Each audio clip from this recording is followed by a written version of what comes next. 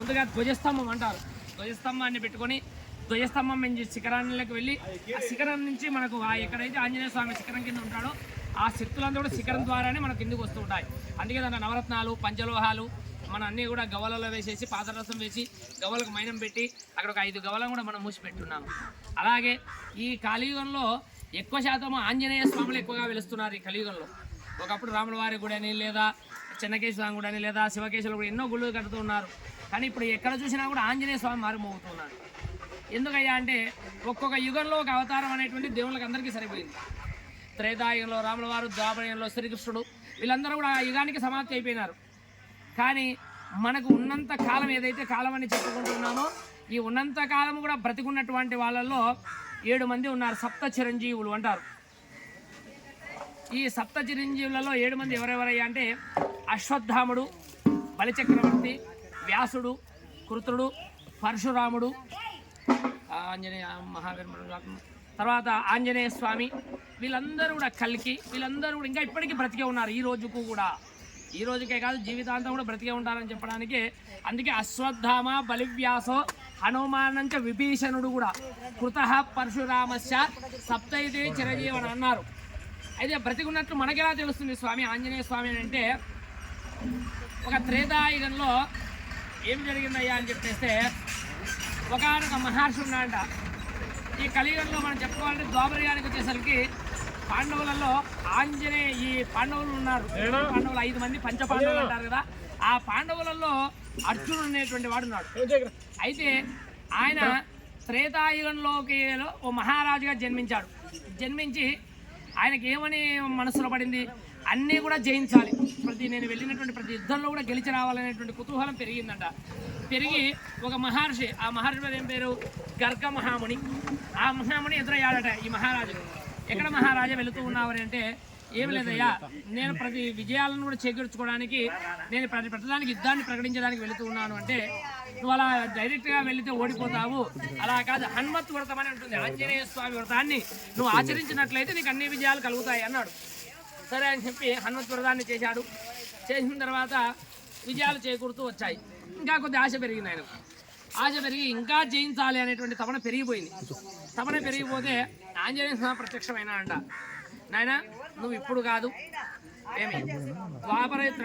ద్వాపరయుగానికి వచ్చేసరికి ద్వాపరయుగంలో నువ్వు పాండవులలో అర్జునుడిగా జన్మిస్తావు, నీ బాణానికి ఎదురే ఉండదు. అందుకే మంత్రం చెప్తాను, మనం దసరా రోజున జమ్మి చెట్టుకు వెళుతాము.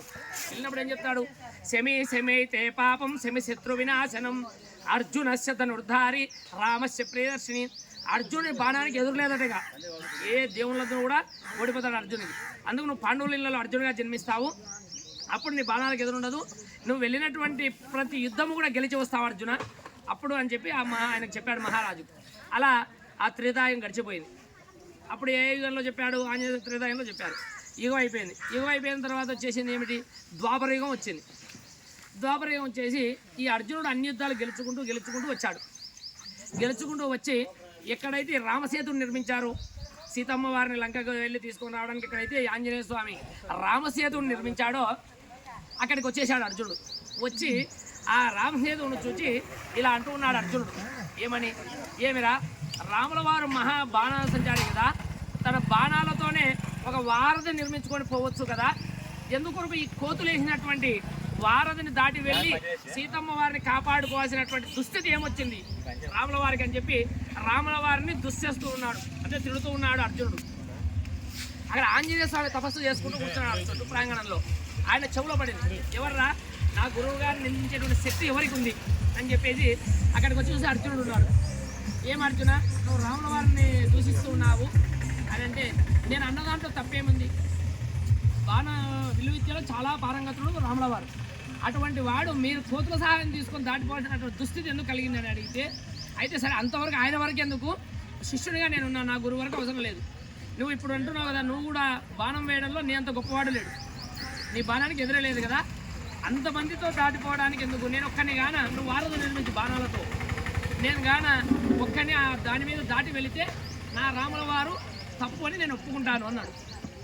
ఏమి అయితే ఇద్దరి మధ్యలో ఒక పందెం వేసుకున్నారు. ఏమని, ఒకవేళ నువ్వు వేసినటువంటి బాణాలను కానీ నేను దాటి వెళితే నీకు జెండాపై కపిరాజుగా ఉండి ప్రతి యుద్ధంలో నేను గెలిపిస్తాను, అన్నాడు ఆంజనేయ స్వామి.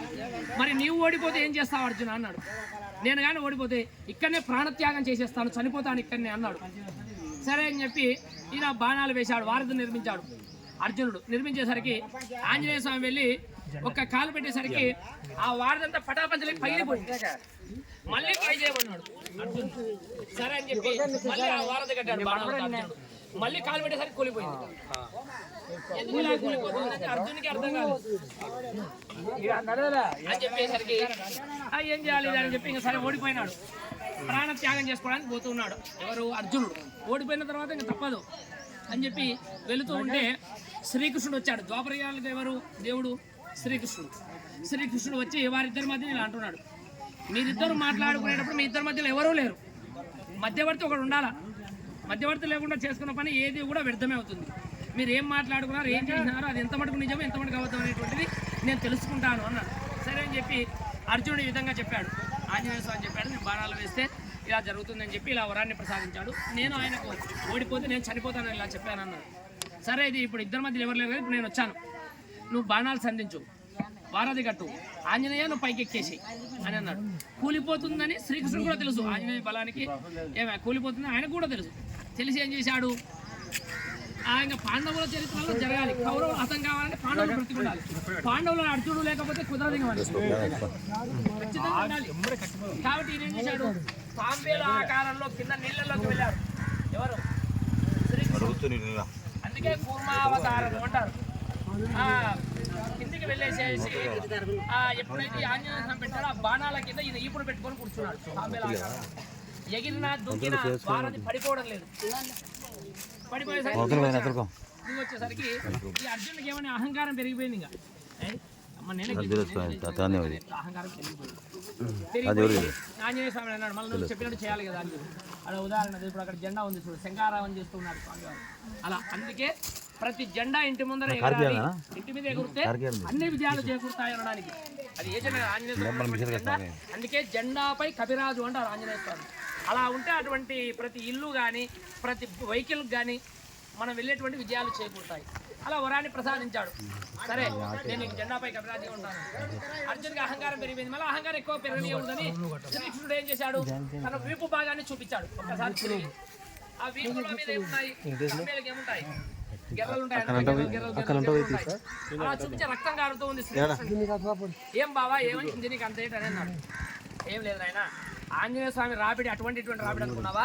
ఆయన తొక్కితే అగ్గినే నిప్పుడైనా రాగాలు చేయగలడు, ఆయన తొక్కుడకు నాకు ఇంత అంతా ఈపులంతా పడింది అని చెప్పి. ఎందుకు పోయావంటే నాయన ఇప్పుడు ఉండేటువంటి నేను పాండవులను ఒక్కనివే, నీ వెళితే ఇంకా యుద్ధానికే ఇది లేకుండా అవుతుంది. కాబట్టి నీ మాట పోకుండా ఆయన కూడా ఆంజనేయ స్వామి మాట ఇచ్చాడు నీకు త్రేతాయుగంలో, నీకు జెండాపై కపిరాజుగా ఉండి గెలిపిస్తాను. అలా జరగాలంటే ఇక్కడ ఈ జరగాలి కాబట్టి నీకు ఇలా ఉండి జరిగిందని చెప్పేసరికి తన అహంకార భావాన్ని తగ్గించుకొని అప్పుడు పాండవుల్లో కౌరవుల మీద విజయాన్ని అనేటువంటిది చేకూర్చాడు. ఆంజనేయ స్వామి బ్రతికున్నాడు అనేసరికి అంటే ద్వాపరయుగం ఇప్పుడు వచ్చేటటువంటి కలియుగంలో ఉన్నాడు, ఇప్పటికీ కూడా బ్రతికే ఉన్నాడు. అందుకే చిరంజీవ అంటారు. ఎవరైనా ఆశీర్వదించేప్పుడు ఏమంటారు, చిరంజీవ చిరంజీవ సుఖీభవ సుఖీభవ అంటారు. ఇలా ఒక్కొక్కటి చెప్పుకుంటూ పోతే ఆంజనేయ స్వామి 9 అవతారాలు ఉన్నాయి. ఈ అవతారాల్లో ఒక్కొక్క అవతారానికి ఒక విశేషం ఉంది. ఆకులు ఎందుకంటే ఇష్టము, సింధూరం అంటే ఎందుకు ఇష్టము, అరటి పిలకలు అంటే ఎందుకు ఇష్టము, అరటి పండుగ అంటే ఎందుకు ఇష్టము, ఈ ఏవైనా చేస్తూ ఉన్నాము అంటే మాల కట్టుకున్నోళ్ళు నామాలు పెట్టిన వాళ్ళల్లా ఇది కాలేరు.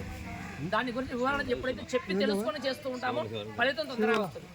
వంట చేసిన వంటకాడికి పంపిస్తే తక్కువ మంచిగా వంట చేస్తాడు టేస్ట్గా. రానోడిని పంపించిన వంట చేయరా అంటే వాడు చేసినా పెడతాం, చేస్తాడు, మనం కూడా గట్టి లేక తినేస్తాం. కానీ వాడిని అన్న